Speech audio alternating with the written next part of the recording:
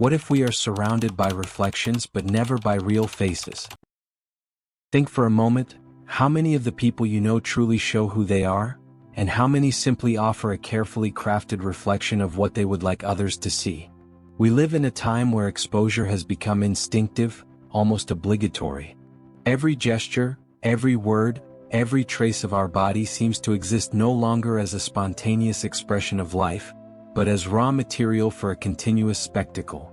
The modern world has become an infinite hall of mirrors, where everyone observes and displays themselves simultaneously, but where almost no one in a suit sees anyone else. And here arises the question that will guide our reflection. Could it be that the cult of the self, so celebrated in our culture, hasn't turned us into empty mirrors, incapable of reflecting any depth? Narcissism isn't just a personality trait or a clinical diagnosis. It has become a cultural trait, a psychological climate that looms large over contemporary society. We've never been so obsessed with image, performance, and approval. But paradoxically, we've never felt so fragile, so insecure, and so alone. This contradiction is not new. The image of Narcissus, the young man from Greek mythology who loses himself in contemplation of his own reflection until he withers away, is an ancient symbol that returns with force in the present. What was once merely a myth has now become an everyday portrait. Narcissus is no longer alone by the lake. Now he inhabits millions of illuminated screens, multiplied into countless faces that gaze at each other endlessly, never meeting. But what really drives us to this obsession with reflection? Is it just vanity? Is it simply a quest for approval? Or perhaps contemporary narcissism is, at its core, a silent cry for belonging, a desperate attempt to be seen in an increasingly indifferent world? The broken mirror is the metaphor that accompanies us here. Because while we long to see ourselves, the surface that returns this image is cracked, fragmented. What we see back is not a whole face but disconnected pieces, a fragile identity divided between who we are and who we need to appear to be. At its core, narcissism isn't just self-love, it's fear. Fear of disappearing, fear of being irrelevant, fear of being nothing. And the more we try to fill that void with reflections, the more we lose ourselves in images that have no substance. The paradox is cruel. We seek recognition to find identity, but we become dependent on external gazes to sustain a self that never feels sufficient. It's as if every like, every comment, every approval is a small dose of oxygen that keeps us from suffocating in the void. But the relief is short-lived, and soon we're back by the lake, begging for more reflections. Perhaps this is the true tragedy of our time. We no longer live to exist but to be seen. We don't look at others to recognize them, but to measure the reflection of ourselves in their eyes. And in this incessant game, each face becomes just a mirror, and each mirror increasingly empty. What if all this was already written thousands of years ago, hidden in an ancient Greek myth? Perhaps the story of Narcissus is not just a distant fable, but the first warning that losing oneself in one's own image is, in essence, losing oneself from life itself. If this video has already awakened you to this subject, subscribe to the channel and leave your like. This will help this message reach other people who, like you, are looking for more depth in a world of surfaces. The myth of Narcissus has spanned centuries not only as a tragic story but as a warning. According to Greek mythology, Narcissus was a young man of uncommon beauty, admired by all, but incapable of loving anyone but himself. Until one day, as he approached a lake, he saw his own reflection and was bewitched. Unable to tear himself away from that perfect image, Narcissus withered away, consumed by his own contemplation. At first glance, it seems like just a fable about vanity. But, upon closer examination, the myth reveals a much more complex psychological structure. Narcissus doesn't fall in love with himself, he falls in love with his own image. There's no real contact, only projection. The reflection doesn't respond, doesn't touch, doesn't return love. It's merely a surface. What holds him back is not self-love, but the fascination with an unattainable ideal, a polished, untouchable, almost divine version of who he would like to be.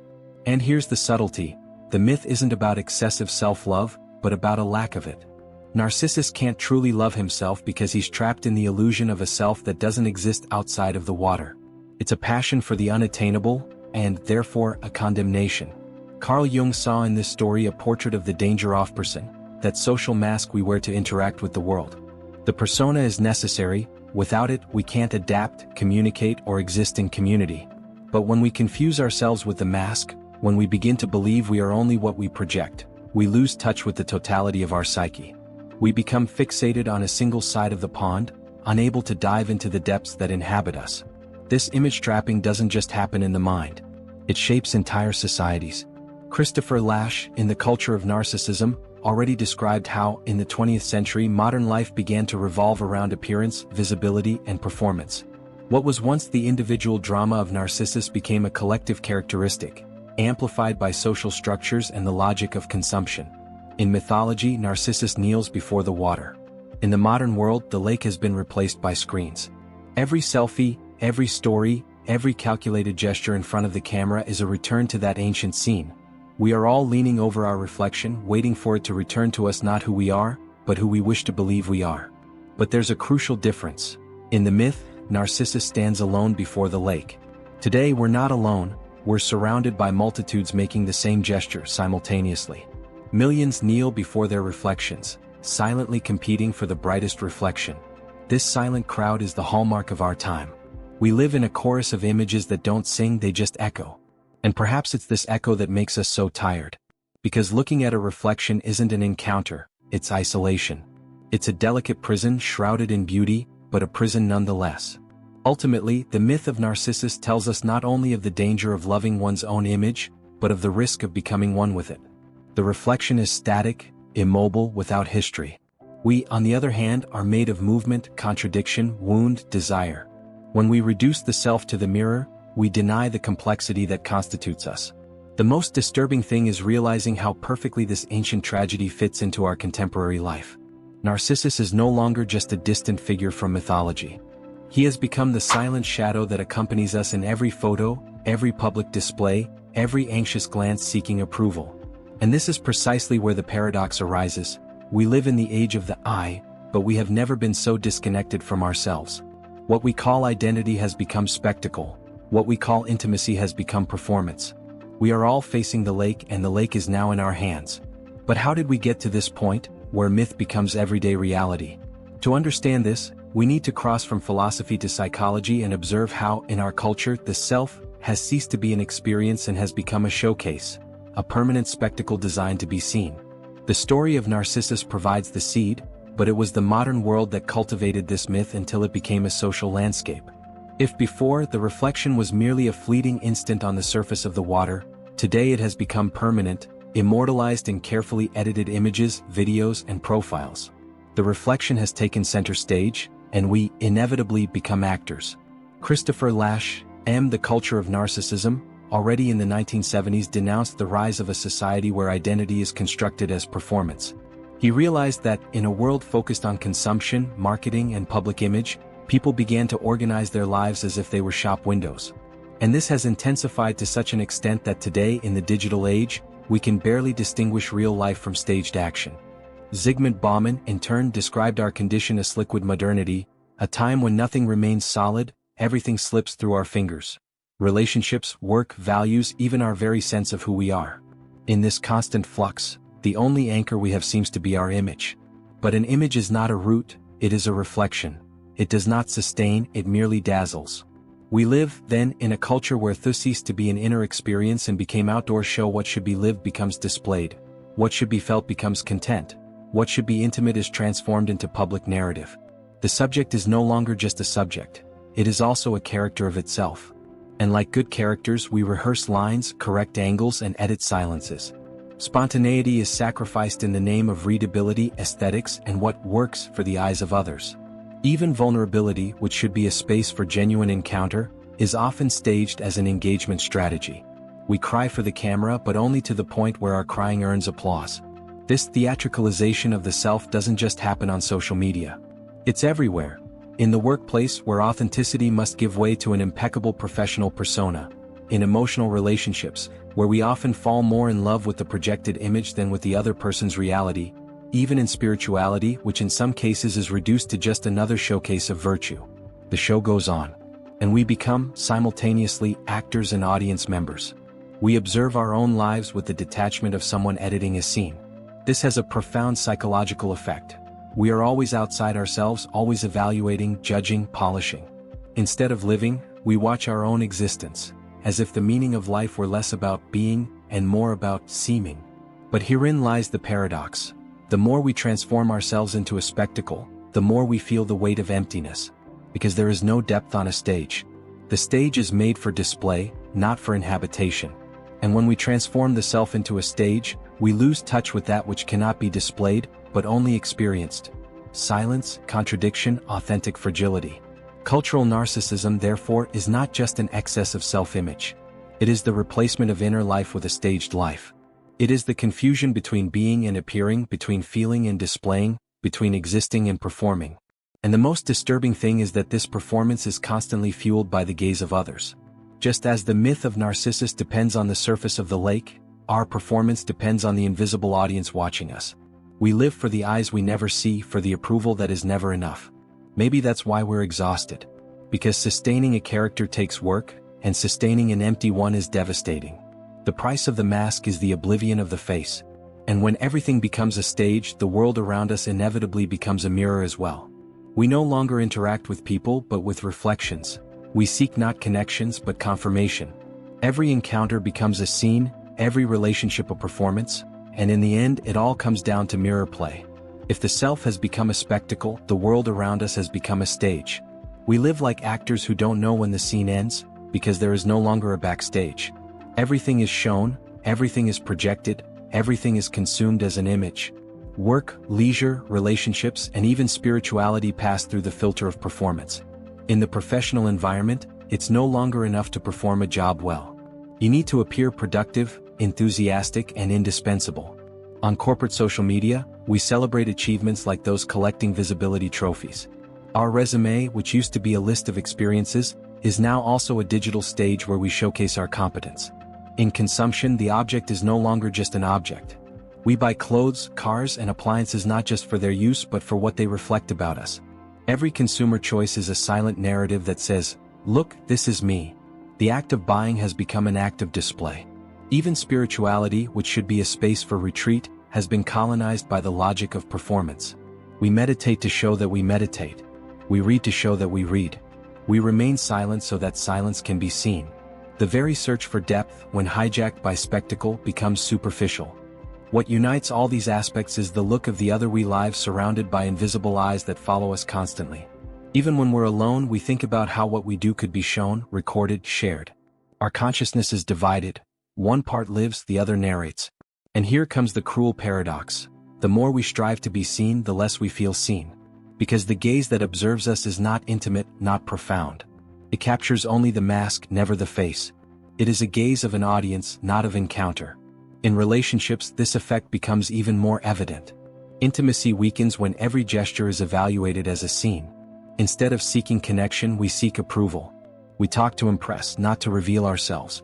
Even love, which should be an encounter between two whole beings, often turns into a mirroring of vanities, an exchange of polished images. Philosopher Byung-Chul Han calls this the society of transparency, a time when everything needs to be visible, displayed, exposed. But total transparency doesn't reveal, it destroys depth. Too much light blinds. Too much exposure dissolves mystery, and with it, the possibility of true connections. Ultimately, what we call visibility is largely invisibility. We reveal ourselves more and more but are recognized less and less. We appear on thousands of screens but are rarely seen for who we are. It's as if we've multiplied our reflections but lost our faces. This transformation of life into performance creates a silent and devastating effect. Emptiness. Because living as a spectacle means always living outward, never inward. It means looking into the eyes of others not to see them but to measure what they return to us. It's a circular existence where everything revolves around the image, and nothing finds rest in reality. And that's why, despite being constantly surrounded by eyes, we feel so alone. We've never been so exposed but perhaps never so invisible. And invisibility comes at a high price. It erodes self-esteem, generates anxiety, and fuels incessant comparisons. Each person gets lost in a game of mirrors where everyone competes for recognition, but no one finds belonging. It's at this point that narcissism ceases to be merely a curious cultural trait and becomes a collective wound. A wound that manifests itself in increasingly common symptoms: depression, exhaustion, feelings of inadequacy. Because in the end, no one can sustain the weight of living as a reflex indefinitely. Every mask has a price. And the price of living in a world of mirrors is high. It is paid silently in the hours when there is no audience, when the stage lights go out and all that remains is the emptiness that the performance cannot fill. The first effect is the anxiety. We live in a constant state of alert, like insecure actors who need to rehearse without rest. With every post, every interaction, our mind asks, was it enough? Was I seen? Was I accepted? This restlessness knows no rest, because the recognition of others is never definitive. Today we are applauded, tomorrow forgotten. And so, like a marathon with no finish line, we always run in search of the next validation. Then comes the depression, the collapse of the image. When we realize that, no matter how hard we try, approval never satisfies, the feeling of emptiness becomes unbearable. Life loses its density because everything has become outward-oriented. And without an internal axis, existence is reduced to a cycle of exposure and disappointment. It's Narcissus's lake drying up, leaving behind only the exhausted body of someone who trusted too much in reflection. But perhaps the most devastating consequence is the loneliness. We've never been so connected, but connection rarely translates into real encounter. Gabor Mate, in his studies on trauma and addiction, suggests that many forms of narcissism are not signs of exaggerated self-love, but of unacknowledged wounds. They are defenses erected against the pain of not feeling loved, of not feeling like we belong. Narcissism, then, is not so much about showing off as about protecting oneself. Presenting a controlled image is safer than revealing oneself fully and risking rejection. This logic, repeated collectively, leads us to a society of shielded individuals, each displaying a reflection but hiding their essence. It's the loneliness of being surrounded by masked faces, of interacting with shiny surfaces without ever reaching depth. Cultural narcissism not only creates fragile individuals, but also fragile bonds. Relationships become disposable because they are not based on encounters, but on the exchange of mirrors. Friendships last as long as they confirm identities. Loves endure as long as they reinforce performances. When the reflection ceases to please, the bond breaks, like glass that falls to the ground and shatters. And behind all of this there is a central wound, the lack of authentic belonging. Human beings, as Viktor Frankl reminded us, are driven by the search for meaning. But when life is reduced to a stage, meaning doesn't come from within, it comes from applause. And applause by its nature is ephemeral. Thus, we walk a path where our thirst is never quenched because we always drink from the same shallow source, our reflection. This scenario explains the emotional paradox of our time. We've never had so much access to voices, images, and interactions, yet at the same time, we've never felt so invisible. Excessive visibility doesn't cure invisibility. On the contrary, it intensifies it. Each like is a brief breath of air, but it doesn't sustain our breath. And here we come to the inevitable question: how to break this cycle? How to get through the mirror maze without getting lost forever? Perhaps the answer isn't in more images, more performances, more attempts to be seen. Perhaps it lies somewhere else, less lit, less noisy, more silent. A space where we don't need to be reflections but simply presence. Because, in the end, the only way to escape a hall of mirrors is to learn not to look at the reflection, but at what lies beyond it. If we live surrounded by reflections, perhaps the only way out is to learn to look at what isn't reflected. Silence, otherness, depth. Because the world of mirrors has taught us to measure value in appearances, but has forgotten to teach us to measure value in presence. Viktor Frankl said that finding meaning is the most powerful antidote to emptiness. But meaning isn't found in applause or likes. It's discovered in the experience of living, in mindfulness of the moment, in a genuine relationship with others and with oneself.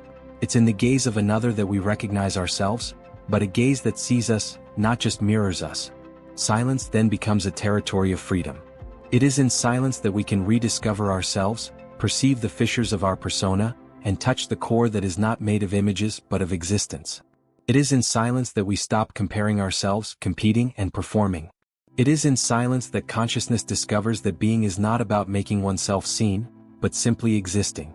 And if we allow ourselves to delve into this inner space, something curious happens. The obsession with reflection begins to lose its power. The mirror still exists, but we no longer depend on it to feel value, identity, or belonging. The self ceases to be a spectacle and becomes a presence. This doesn't mean cultural narcissism disappears. It continues to surround us like a shadow. But mirror awareness gives us a choice. We can be swept away by the reflection, or we can learn to inhabit the space that exists beyond it. The ultimate paradox is this: the further we move away from the need to be seen, the more authentic we become. The more we stop seeking approval, the more we find belonging.